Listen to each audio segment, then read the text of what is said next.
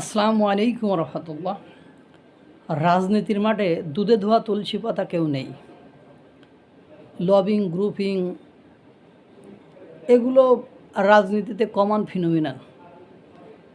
কথা আছে, corruption is the part of democracy.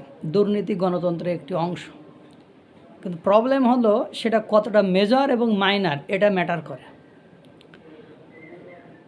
আপনারা বাংলাদেশের ইতিহাসে মুক্তিযুদ্ধ থেকে শুরু করে আজ পর্যন্ত ক্লিন ইমেজের যে সকল রাজনৈতিক নেতাদের নাম বলে থাকবেন, তাদের মধ্যে রাষ্ট্রপতি আব্দুল হামিদ একজন অন্যতম। পাশাপাশি আপনি আসাদুজ্জামান নূর, যে সংস্কৃতি মন্ত্রী ছিলেন আসাদুজ্জামান নূর, উনি উনার অঞ্চলে যতবার নির্বাচনে অংশগ্রহণ করেছে, সে যে সরকারি আমলে হোক, আওয়ামী লীগ, বিএনপি, যে সরকারি আমলে হোক, আসাদুজ্জামান নূর, রাষ্ট্রপতি আব্দুল হামিদ, এরা কখনোই তাদের এলাকায় আপনার ব্যর্থ হয়নি, তারা পরাজিত হয়নি। তারা নির্বাচনে অংশগ্রহণ করেছে এবং জয়ও লাভ করেছে। আপনারা দুর্ভাগ্য হলো সত্য যে এই রাষ্ট্রপতি আব্দুল হামিদ একজন ক্লিন ইমেজের লোক, তার গায়ে কোনো বড় ধরনের কোনো কাদা নেই। এই ছোটোখাটো দুর্নীতি এগুলো প্রত্যেকটি রাজনৈতিক দলের নেতার নামে থাকে। এটার বাইরে আপনি কোনো দলের, কোনো মতের, কোনো ধর্মের লোক আপনি দেখাতে পারবেন না।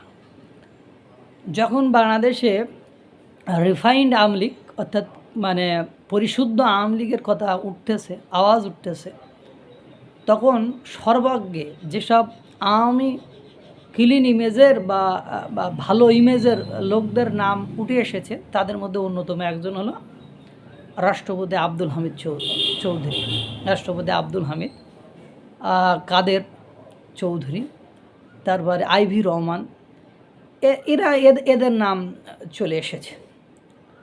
আমরা যখনই এই ক্লিন ইমেজের কথা আসলো বা রিফাইন্ড আওয়ামী লীগের কথা আসলো, রাষ্ট্রপতি আব্দুল হামিদের কথা আসলো, তখনই আপনারা জানেন রাষ্ট্রপতি আব্দুল হামিদের নামে একটা মার্ডার মামলা হলো, একটা হত্যা মামলা হলো। জুলাই গণঅভ্যুত্থানে হত্যা চেষ্টার মামলা হলো। তিনি এর আগে জুলাই গণঅভ্যুত্থান চলাকালীন সময়, জুলাই গণঅভ্যুত্থান পরবর্তীকালীন সময় তিনি কোনো ধরনের বিবৃতি দেননি, পক্ষে বিপক্ষে কোনো ধরনের বিবৃতি দেননি।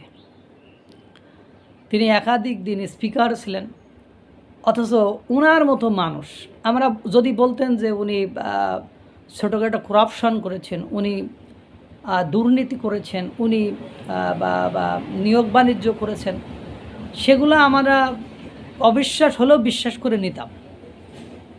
কিন্তু ঘটনা হলো, ওনার মতো লোকের নামে যখন মার্ডার মামলা হয়, হত্যা মামলা হয়, তখন সেটা মেনে নেওয়া আমাদের মতো যারা একটু রাজনীতি বুঝি তাদের জন্য কঠিন হয়ে যায়। এখন এই মার্ডার মামলা দেওয়ার উদ্দেশ্য হলো যে আওয়ামী নিধন, 1/11 সময় কিন্তু মুসলেকা দেওয়া, এ দেওয়া, তা দেওয়া, অনেক কিছু করেছিল, তার ফল কিন্তু ভালো হয়নি। সেই রাষ্ট্রপতি আব্দুল হামিদ চৌধুরী গতকালকে রাতে কাউকে কোনো কিছু না জানিয়ে এক প্রকার পালিয়ে গেছেন বলা যায়। তিনি বিদেশে চলে গিয়েছেন। আপনি ভাবেন যে রাষ্ট্রপতি আব্দুল আপনারা ভাবতেছেন যারা আওয়ামী নিধন প্রক্রিয়ায় নেমেছেন, আপনারা ভাবছেন এভাবে করে আপনারা আওয়ামী লীগ দলটাকে নিশ্চিহ্ন করে ফেলবেন, মূলোৎপাটন করে ফেলবেন, অ্যাবলিশ করে ফেলবেন, বিলুপ্ত করে ফেলবেন, নিষিদ্ধ করে ফেলবেন, বাতিল করে ফেলবেন। এটা কিন্তু ঠিক নয়।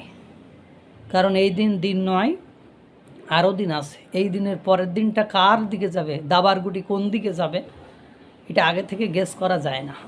বেশি ভালো মানের খেলোয়াড় সেজে, ভালো মানের খেলোয়াড় হতেছে আপনি যখন এই আব্দুল হামিদের মতো ক্লিন ইমেজের মানুষের সাথে ঝুটঝামেলা করবেন, তখন আপনাদের উপরে সাধারণ জনগণ যারা, তারা আপনাদের থেকে মুখ ফিরিয়ে নেবে। আপনারা এই জনগণের কথা বলেন না, এই জনগণকে আপনারা নিজেরাই এই মুখ ফিরিয়ে নেওয়ার ব্যবস্থা করেছেন। কারণ আপনি বলতেছেন আব্দুল হামিদের নামে হত্যা মামলা দিয়েছেন, কিন্তু রাষ্ট্রপতি আব্দুল হামিদকে যারা চেনে তাদেরকে আপনারা কোনোভাবে এটা বিশ্বাস করাতে পারবেন না, কোনোভাবে পারবেন না। তো এখন ঘটনা সেই লোকের নামে যখন এই মামলা দিবেন আর আপনাদের নামে যখন বিভিন্ন মিডিয়ায় বিভিন্ন সোর্স থেকে ইতিমধ্যে ডক্টর মোহাম্মদ ইউনূস থেকে শুরু করে যত উপদেষ্টা আছে, নাম করা উপদেষ্টা যারা ফিল্ডে থাকে বা দাবদুপুরে চলাচলা করে পাওয়ার দেখানো চর্চা করতেছে, তাদের সবাই এগেনস্টে দুর্নীতির অভিযোগ কেউ না কেউ তুলেছে। তো তখন আর রাষ্ট্রপতি আব্দুল হামিদের নামে এই ধরনের এলিগেশন কেউই কখনো তুলতে পারেনি। আপনারা একটা মামলা দিয়ে দিলেন, রাষ্ট্রপতি আব্দুল হামিদের মতো লোক যখন বাংলাদেশ থেকে পালিয়ে যেতে বাধ্য হয়, তখন মানুষের আর বুঝতে বাকি থাকে না বাংলাদেশের মধ্যে এখন যারা ক্ষমতায় আছে বা ক্ষমতার কাছাকাছি আছে বা ক্ষমতা যারা প্র্যাকটিস করতেছে বা ক্ষমতায় যাওয়ার চেষ্টা করতেছে, তারা কোন ধরনের কালচারে যাওয়ার চেষ্টা করছে।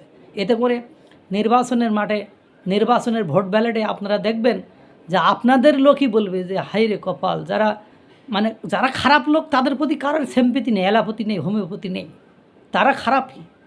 কিন্তু আপনি যখন এই রাষ্ট্রপতি আব্দুল হামিদের মতো লোকের সাথে এই ধরনের আচরণ করবেন, ওনার মতো লোককে যখন পালিয়ে দেশ ছাড়া হতে হবে, তখন এর ইফেক্টটা মানে প্রত্যক্ষ ফল যদিও আপনারা পান, পরোক্ষ ফলটা খুব ব্লান্ডার অর্থাৎ সাংঘাতিক ওপরে আপনাদের ঘাড়েই উপর বর্তাবে। ছোট মানুষ বললাম, বুঝেন, একটু ধৈর্য ধারণ করেন, অপেক্ষা করেন, আপনারা ঠিকই বুঝতে পারবেন ঘটনা কী ঘটছে।